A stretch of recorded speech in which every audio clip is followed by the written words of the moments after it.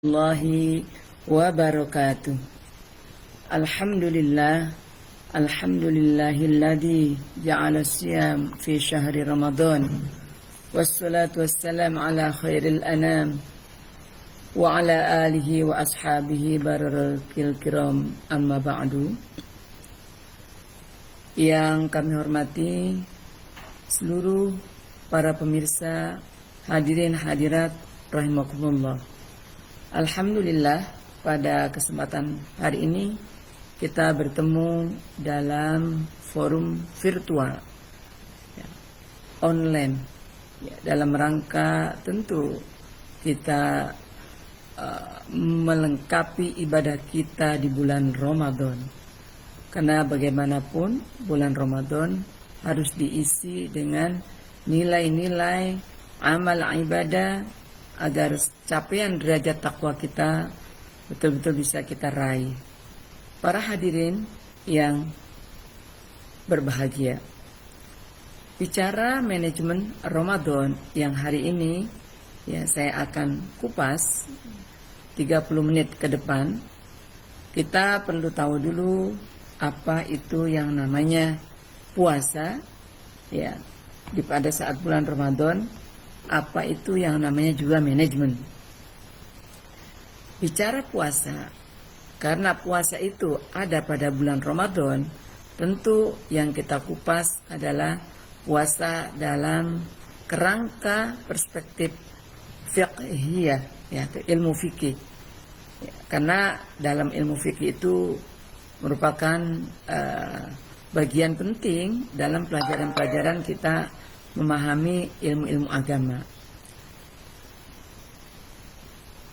As-sawmu fi syar'i al-islami ibadatun bima'nal imsak anil muftirati ala wajhin makhsusin wa syurutin makhsusatin min tulu'il fajri athani ila ghurubis syamsi biniyati. Jadi puasa kalau dalam perspektif fikih di sini, as-sawmu fi syar'il islami, puasa adalah hukum atau syariat yang telah diajarkan dalam agama Islam, ibadatun, di mana puasa itu merupakan ibadah. Ibadah pada konteks puasa apa? Bima'nal imsak, yaitu menahan anil muftirati, dari yang membatalkan, ala wajhi makhsusin, dalam beberapa dimensi yang telah ditentukan. Karena tidak semua apa-apa yang kita tahan itu adalah puasa atau adalah ibadah. Nah, dia ada ala wajhin makhsusin, syarat-syarat tertentu. Wa syurutin makhsusatin, tadi dari dimensi yang telah ditentukan, sekarang syarat-syarat tertentu. Min tulu'il fajri, dari terbit fajar athani. Fajar ada dua, ada fajar sodik, fajar kidib yang nggak kelihatan, ada fajar athani. Nah, dalam beberapa keterangan fikih,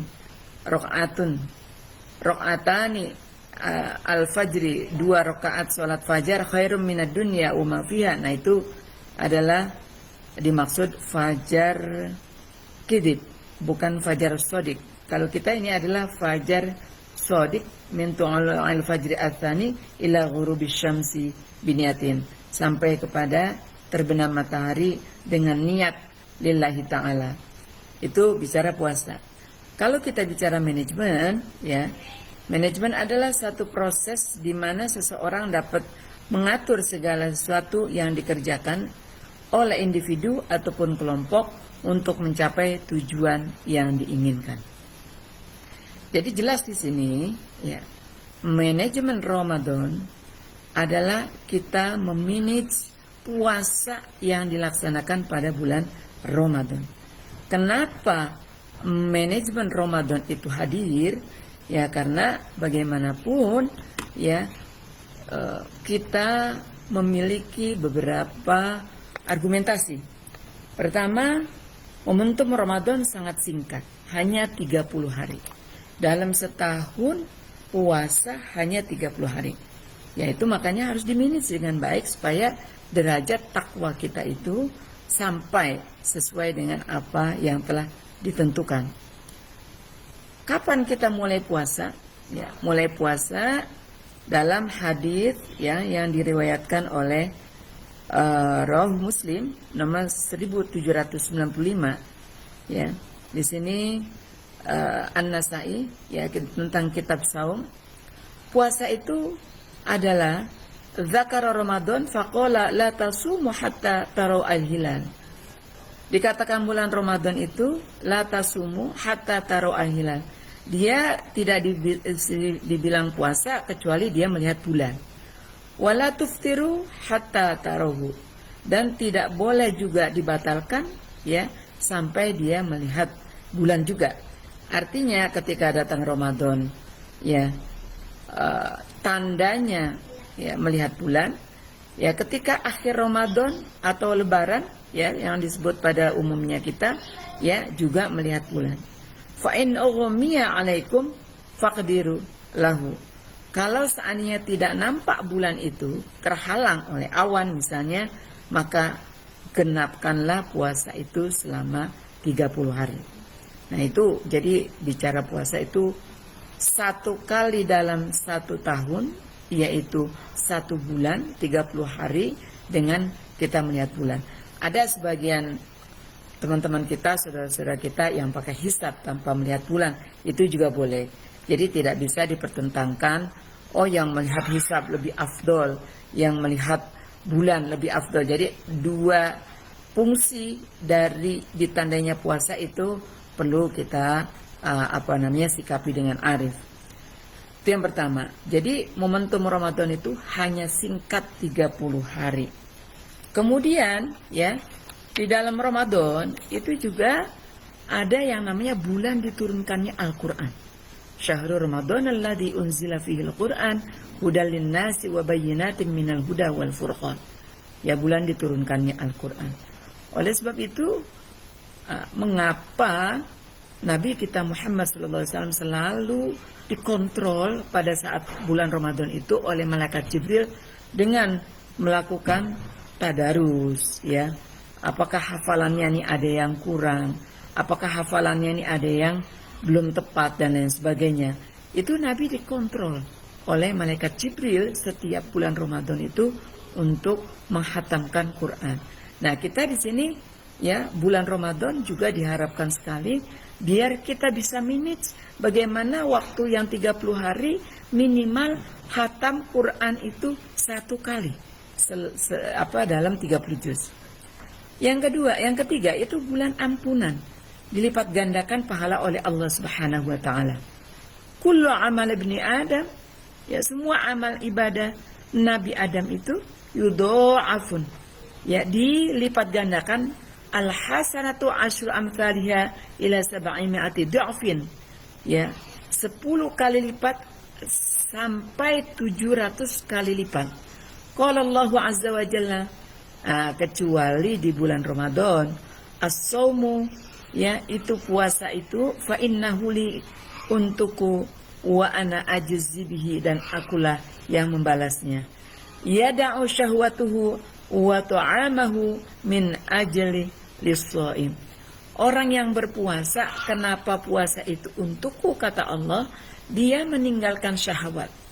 Syahwat itu misalnya dalam puasa suami istri yang sah ya haram hukumnya ya untuk melakukan ya bertemu artinya bercampur di siang hari. Itu salah satu. Jadi dia meninggalkan syahwat maksudnya itu. Wa ta'amahu dan makannya ya min ajli ris-shaim untuk melaksanakan ibadah puasa karena Allah. Itu sebabnya bahwa puasa itu adalah li untukku wa ana ajzi bihi.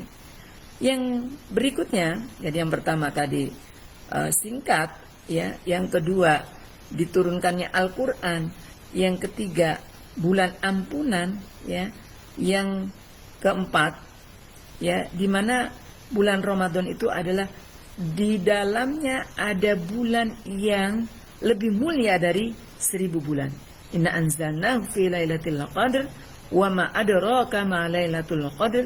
Lailatul qadri khairum min alfi syahrin tanazzalul malaika warruhu fiha. Ya, itu bulan puasa. Ya, yang berikutnya doa kita diijabah oleh Allah Subhanahu wa taala.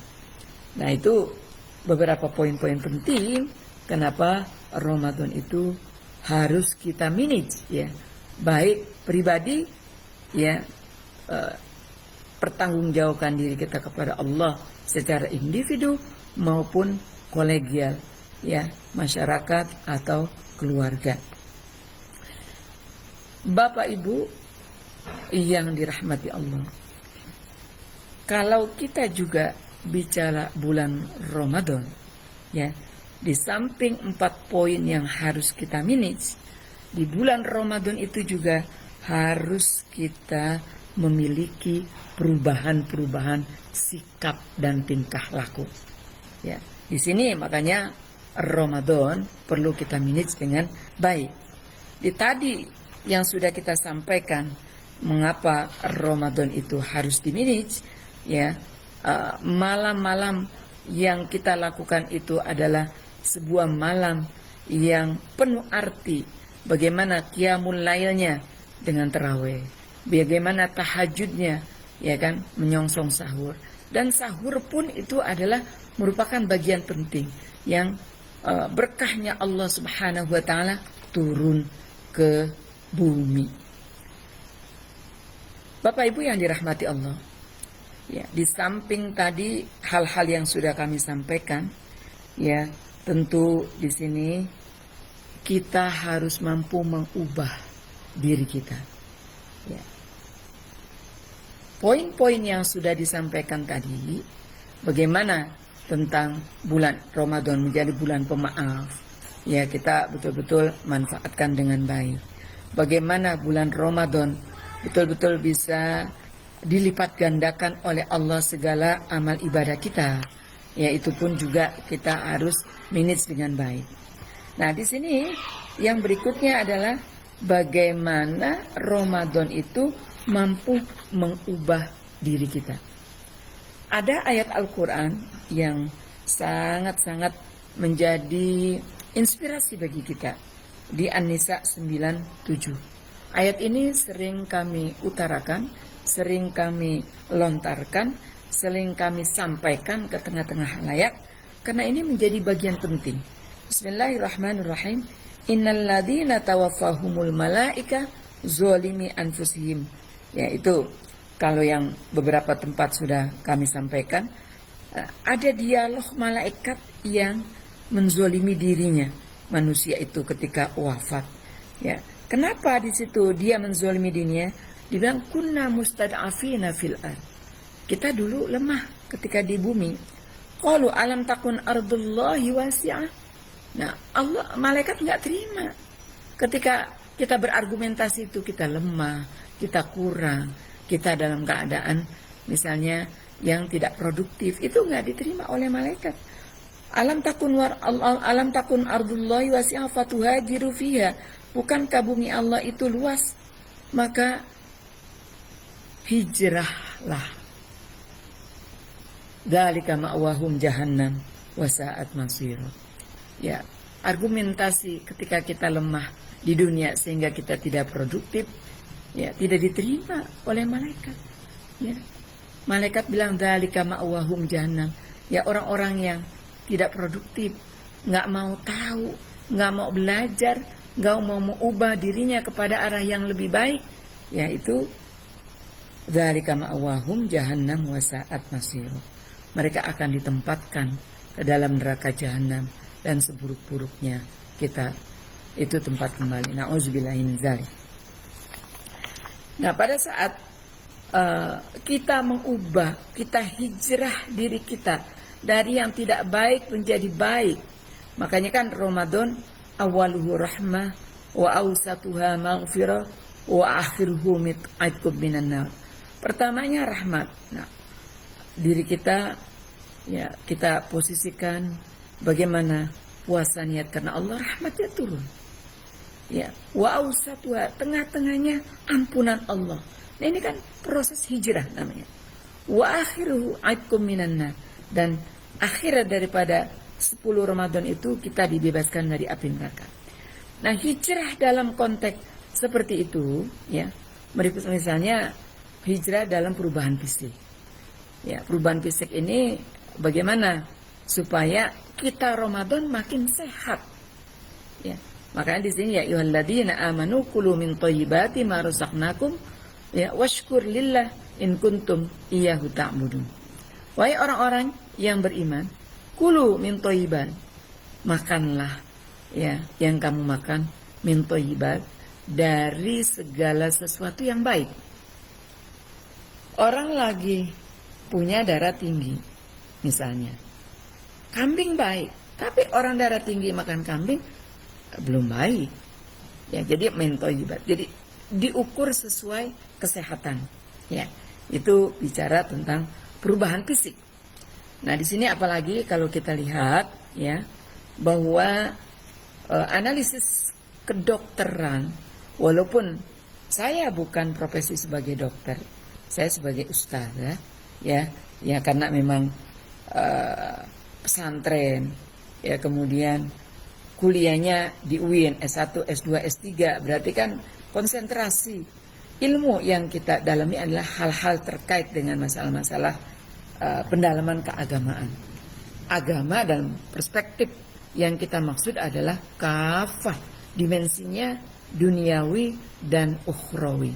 Makanya ada doa sapu jagat, Rabbana atina fid dunya hasanah wa fil akhirati hasanah wa qina adzabannar. Jadi dalam konteks ini ya, bahwa perubahan-perubahan untuk menuju sehat fisik kita ya, salah satu diantaranya dari makanan yang kita olah. Artinya makanan sesuai dengan apa yang ada pada diri kita ya kan. Kalau makanan yang sudah kita atur asupan-asupannya, insya Allah selama 30 hari diri kita makin sehat setelah kita menyelesaikan puasa selama Ramadan.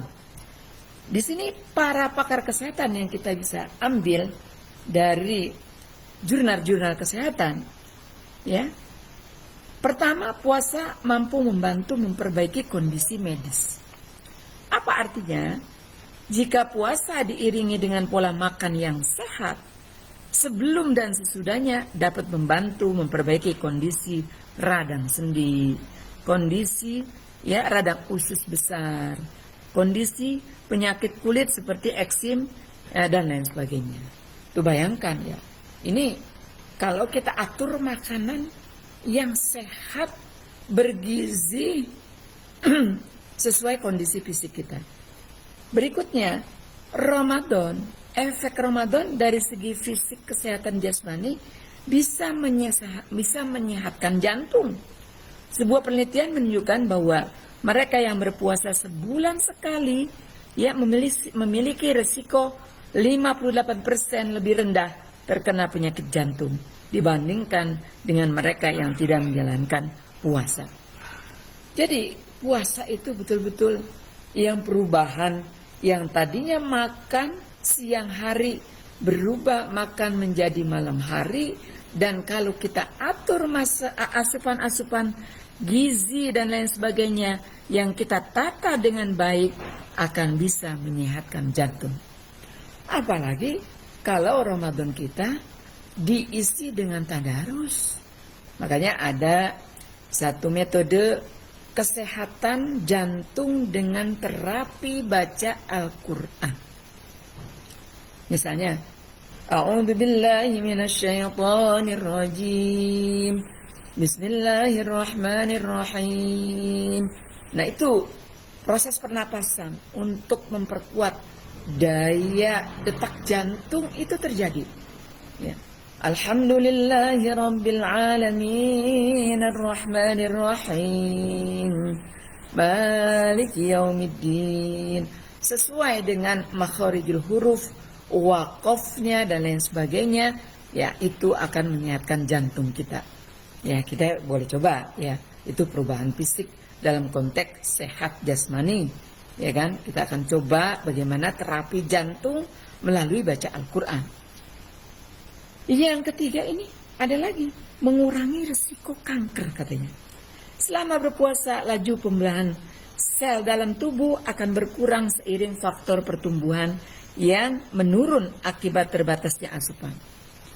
Ya, kita tentu saja pada saat berbuka bukan balas dendam. Ya, kita makan berbuka ala Rasulullah, ya, makan 3 butir korma, lalu kemudian susu atau air hangat. Jangan dulu makan yang berat-berat, ya kan, supaya badan kita elastisitasnya itu betul-betul sudah bisa terkontrol. Nah, ini mengurangi risiko kanker. Jadi karena kita asupan kita itu menurun, ya meski masih perlu diteliti lebih lanjut ya di dalam jurnal ini, bahwa membuktikan hal ini mampu mengurangi risiko kanker. Namun diperlukan penelitian lebih lanjut untuk mengetahui apakah kondisi tersebut berlaku pada manusia atau enggak. Nah, kemudian yang keempat, menjaga berat badan. Ini terutama bagi kaum ibu ya. Walaupun kaum bapak juga saat ini sama ya dimensi dietnya dengan kaum ibu. Pembakaran lemak menjadi energi, membantu mengurangi berat badan dan tingkat kolesterol. Penurunan berat badan akan berdampak baik untuk mengendalikan diabetes dan tekanan darah. Di sisi lain, berat badan memang akan turun jika Anda tidak makan dan tidak mendapatkan asupan kalori selama puasa Ramadan, namun bisa kembali naik begitu Anda berbuka puasa. Hal ini karena ketika berpuasa Anda kehilangan cairan, bukan berat badan substansinya. Terlebih ketika kita berbuka puasa, justru ya jangan melampiaskan nafsu makan. Artinya puasa tidak balas dendam. Itu akan menjaga berat badan. Makanya kalau ada beberapa ibu-ibu ya, waduh mumpung puasa nih, berat badan kita atur. Betul, karena memang asupan pas ada saat Ramadan kalau kita jaga itu akan mengurangi ya kan penambahan berat badan kita. Kemudian ada lagi memerangi peradangan, ya itu tadi udah disampaikan. Kemudian meningkatkan fungsi otak. Ya, manfaat puasa berikutnya yaitu dapat meningkatkan fungsi otak. Meskipun penelitian sebagian besar terbatas pada penelitian hewan, ya, beberapa penelitian telah menemukan bahwa puasa dapat memiliki efek yang kuat pada kesehatan otak. Ya, makanya kalau kita pengen tidak lupa rajin-rajin berpuasa, ya kan? Ini dimensi yang sudah diteliti oleh para pakar kesehatan itu, bahwa puasa bisa memiliki efek untuk membangun kecerdasan otak. Banyak lagi hal-hal yang terkait dengan manfaat Ramadan dari segi kesehatan jasmani, dari segi kesehatan fisik. Para hadirin rahimakumullah, lalu kita ingin dengan memanage Ramadan ya secara baik ya, karena tadi nilai-nilainya yang memang kita bisa serap ya dengan luar biasa, penuh hikmah dan bijaksana, maka salah satu efek Ramadan ya bisa juga membangun perubahan mental atau jiwa.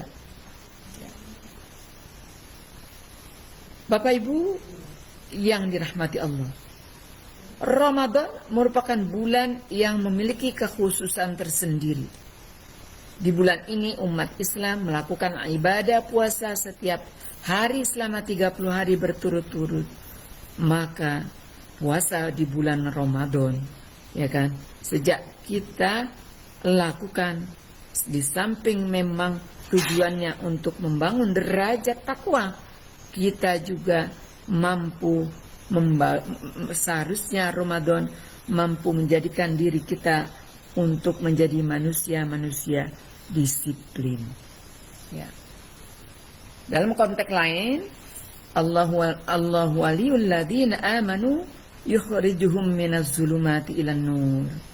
Ya, bagaimana perubahan ini dari sesuatu yang tidak baik, sesuatu yang gelap menjadi sesuatu yang terang benderang. Ya. Efek Ramadan untuk membangun perubahan mental atau jiwa kita. Pertama, bagaimana mental kita, jiwa kita menambah kesabaran. Sabar menurut Imam Ghazali dapat diartikan sebagai kemampuan mengendalikan diri untuk selalu taat kepada Allah dalam rangka mencari ridhonya. Jadi sabar di sini bukan hanya menahan diri dari berbagai macam musibah, bukan hanya itu. Tapi sabar kemampuan mengendalikan diri kita untuk selalu taat kepada Allah, ya, itu menurut Imam Ghazali bagian dari sabar. Misalnya kita puasa, kita menahan perut kita yang lapar, kita menahan rasa haus kita yang luar biasa dalam rangka kita mencari ridha Allah, itu adalah udah kategori sabar menurut Imam Ghazali, ya kan? Di sini bisa kita lihat, ya, sabar dan syukur adalah dua hal yang kembar. Karena orang sabar, ya, mesti selalu bersyukur kepada Allah. Kalau orang yang selalu syukur kepada Allah, mesti dia bersabar. Makanya ada hadis yang mengatakan, ajabali amril mukmin, orang mukmin itu aneh, istimewa. Ya. Kenapa? Ya. Apabila dia kena musibah, idza asobathu, apabila dia kena musibah, lahu sobar, dia bersabar. Apabila dia mendapat nikmat, lahu syakar, dia bersyukur. Jadi untuk orang mukmin itu tidak ada sesuatu kecuali dua dimensi ini. Dia selalu sabar dan dia selalu syukur. Apabila terkena musibah, apabila melakukan ibadah, dia selalu sabar. Misalnya lagi kita sholat 5 waktu. Sholat misalnya ada tiba-tiba, ya, ting-tong, paket datang, nggak ada orang di rumah kita. Apa yang kita lakukan? Sholat tetap kita, ya, laksanakan dengan sabar. Ya, jangan terpecah konsentrasi kita, karena namanya kita lagi sholat tidak boleh dibatalkan. Nah, itu juga sabar. Sabar dalam puasa juga seperti itu. Sabar dalam melaksanakan ibadah qiyamul lail. Ya, kita kemudian ngantuk, rasa kantuk kita sampai tak tertahankan. Ya, kita pejamkan mata kita sebentar, lalu kita berwudu. Ya, kita lakukan, ya, melangkah dengan kondisi yang ngantuk. Nanti insya Allah setelah sholat kita akan segar kembali. Nah, itu sabar. Itu menurut Imam Ghazali, kemampuan mengendalikan diri, ya, dalam rangka selalu taat kepada Allah. Ya. Kemudian bagaimana menurut Imam Ghazali juga kemampuan mengendalikan hawa nafsu dan syahwat disebut aifah, yaitu mampu menjaga diri. Kemudian kemampuan untuk mencukupan diri dengan apa yang ada disebut kontrol diri atau qanaah. Ya. Misalnya pada saat Ramadan, ya, sebentar lagi mau Idul Fitri, alhamdulillah, ya, Idul Fitri kita masih belum boleh mudik. Pemerintah memberikan regulasi, peraturan karena memang corona masih menimpa kita. Tahun lalu, ya, pada saat corona lagi ganas-ganasnya, betul-betul tarawih nggak boleh. Kenapa? Kita menghindari kesehatan. Karena menjaga kesehatan itu adalah wajib. Nah, tahun ini sudah lebih longgar. Rumah makan pada buka, ya. Walaupun pertemuan tarawih secara internal berjarak dan sebagainya masih boleh. Nah, ini kita juga harus betul-betul bisa menjaga diri kita, ya. Lalu Ramadan kita ingin baju baru, ya, walaupun memang laisal aid liman labisal jadid, yang dinamakan aid bukan bajunya yang baru, walakinnal aid liman ta'atahu tazid, yang dikatakan aid adalah orang yang bertambah, ya, takwanya kepada Allah Subhanahu wa taala, ya. Maka tentu di sini tetap saja kita pengen lirik-lirik baju baru, yaitu manusiawi, enggak apa-apa. Tapi kita pun kalau seandainya kemampuan kita terbatas, ya kan? Barangkali mungkin kebutuhan yang lain lebih banyak, terbatas. Nah, kita juga dibilang itu sabar menurut Imam Ghazali dalam rangka kita kemampuan mencukupkan diri kita apa yang ada disebut mampu kontrol diri atau qanaah. Kemampuan untuk menahan amarah atau murka disebut arif, ya. Nah, orang-orang yang pada saat Ramadan, ya, kadang-kadang emosi kita meledak-ledak atau tak tertahan. Nah, ketika kita mampu mengendalikan, kita dibilang orang yang arif, itu menurut Imam Ghazali. Kemampuan untuk memilih kalimat-kalimat yang sama disebut mampu merahasiakan. Ya, ada yang ragu, ini berita ini benar apa enggak ya?